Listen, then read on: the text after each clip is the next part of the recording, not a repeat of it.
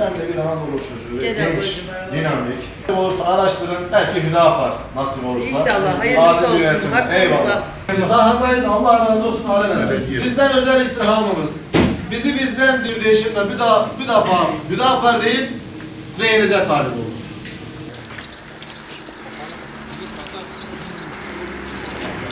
Sen amca bu yaşta böyle yakışıklıysan gençliğe hiç gitmeye gerek yok vallahi. Teşekkür ederim. Sağlık muvaffak etsin inşallah. Sağlığınız, saatiniz iyi. Allah selamet versin. Gönüllerle bizim çayla bizim muhabbetideyiz. Eyvallah. İstirhamımız genç bizi temsil edebilir. Dediğiniz anda önce gönül dedim mi? O kapaç.